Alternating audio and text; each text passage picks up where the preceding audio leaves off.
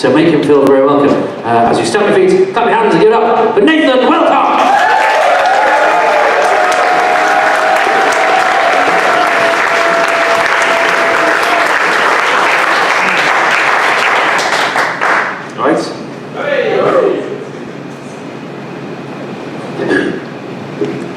Chestnuts roasting on an open fire, Jack Frost nipping at your nose. Though it's been said many times, many ways, Merry Christmas to you. And there was Napkin Cove. Thank you, good night. So, hello ladies and gentlemen, my name's Nathan. We're all right, having a good night? Excellent, excellent. Yeah, my mum gave me some good advice the other day. She said, Nathan, remember, do one thing each day. Pretty good advice. Achievable, you know, that's what I like. So I like, I'm not a very ambitious man, you know, I don't have a very interesting day job. Like, I like people with interesting jobs. Like, I met a man who tastes coffee for a living the other day. I thought, does he sleep at night?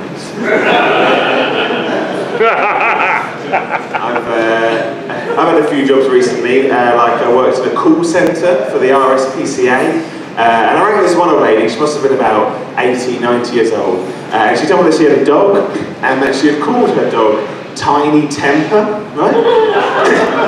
Yeah, I laughed as well. I was like, oh, are you aware that's the name of a famous rap artist? And this woman, she gave a little pause, and she went, not at the time, no. Which I think is genius. It's this old woman sort of going around inadvertently naming her pets after famous rappers. Oh look, there's my goldfish, Tupac Shakur, and over there is the notorious CAT.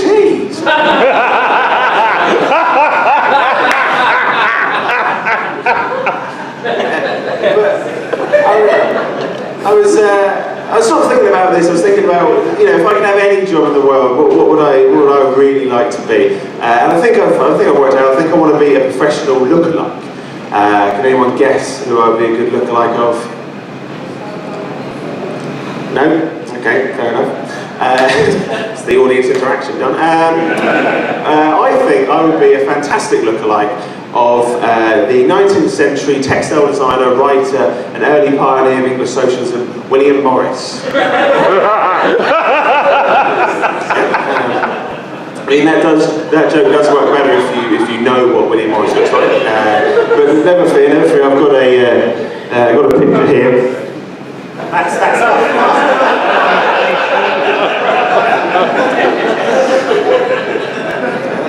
So, yeah, that joke is factually accurate, if not very funny. So, which is sort of jokes I like, ladies and gentlemen, to strap yourselves in for 10 minutes, not so much laughing, just going,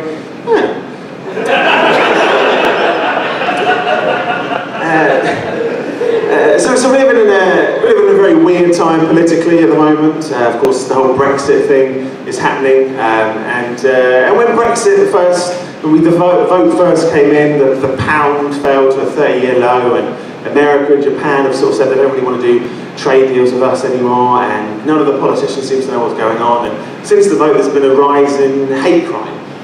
So I think we should probably stop calling it Brexit and start referring to it as a bruck-up instead. I think that's probably more. I'm glad you laughed at that joke, because it's still a sort of sensitive area. It could go either way. But I did my research and I checked the Manchester referendum result, and there was a 60.4% chance that joke would go down well. So.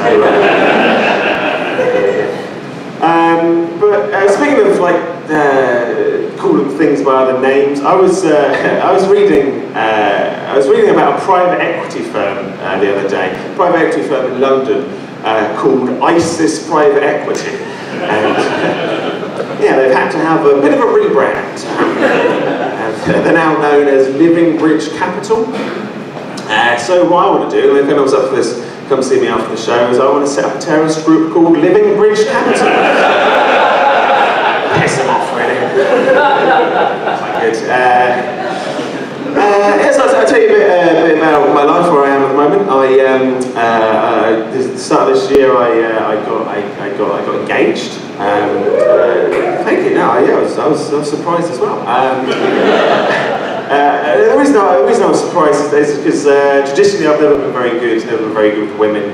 I mean, of course I haven't. Look at me, I'm scruffy, overweight, and my kissing technique was described by the first guy I ever kissed as that of a deranged apple bottom.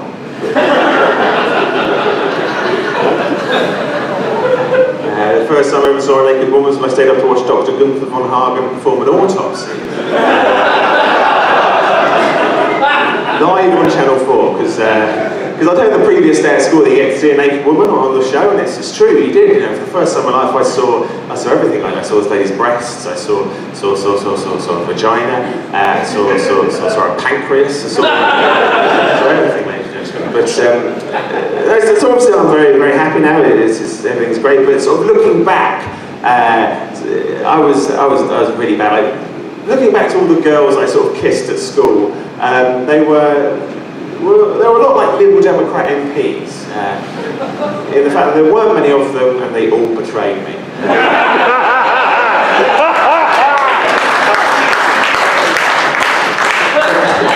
I'll tell you about this one particular date I went on, which ended in disaster. I was about 15 years old and I took this girl on a date to go and see the German film Downfall, about the last days of Nazi Germany. Because I thought if there's one thing to get the girl in the mood for some loving, it's subtitles and Hitler. Has anyone here seen the film?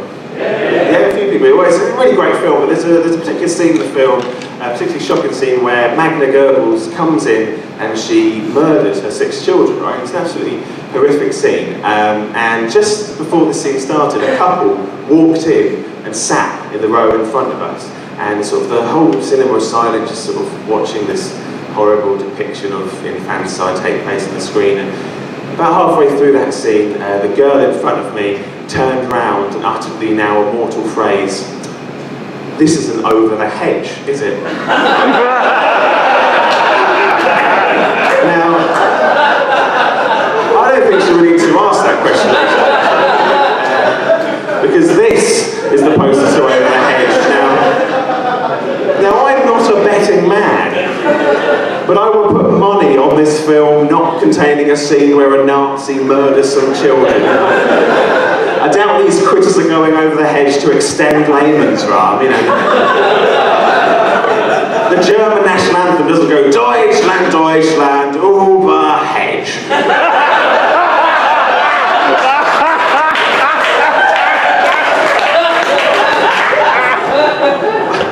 I just sort of found this hilarious. I just started laughing uncontrollably, and actually led to me being kicked out of the cinema, because it's not a great first impression to make either your date or the cinema staff to just start laughing uncontrollably while some children die.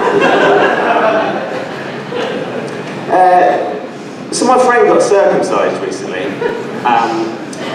Yeah, I never know how to transition to that bit of material. I mean, I could have done it earlier when I was talking about Brexit and the government, but I thought it'd be a bit insensitive to be like, speaking of cuts. But my friend got circumcised. He's my best friend from school. You know, it's sort of a big thing. I sort of wanted to show my appreciation. I really appreciate you've had a bit of your tonic off. No, it was. I wanted to show my support. You know, show that I was thinking of him. So I got him a card. But I got him a "sorry you're leaving" card. And the original design was like all these sort of cartoon animals sort of waving goodbye to this cartoon duck. But I had replaced that cartoon duck with a picture of a foreskin, just sort of going off into the distance holding a balloon. I was very happy with the end result. But I gave it to my friend, and he didn't like it. He didn't appreciate it. It didn't go down too well, which is ironically why I needed the operation in the first place. So,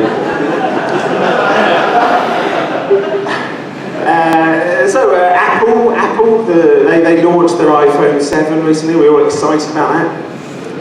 No, neither am I. I don't buy into that whole Apple thing. I don't like Apple. I hate Apple. Like, I don't own an iPhone on principle. Just an iPod.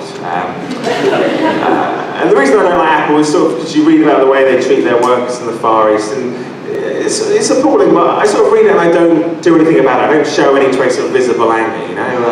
However, if my iTunes doesn't correctly sync up with my iPod, I get fucking livid. It's like shouting, fuming, what? Sync up, you prick. And what that says about me is I'm the sort of person that goes, yes, I'm angry that Apple uses children as slaves, but I'm angrier they don't get to do a very good job. I also hate, I don't like advertising, Like I recently found out the advertising firm Saatchi & Saatchi got paid hundreds of thousands of pounds to come up with a brand name Vodafone. The way they did is they took what Vodafone offered, voice, data and telephone, they stuck it together to make a new word. Essentially someone got paid more money than you and I will probably ever earn to realise that Vodafone is a better sounding word than data television. It should come to me though, it should come to me. I've taken 3 words, described Vodafone and put together to make a new word. Yeah, I've called the company Tavica, of course short for tax avoiding cunts. Yeah, bloody tax avoiders. Good, thank you very much. You've been lovely, and I'll leave you with this.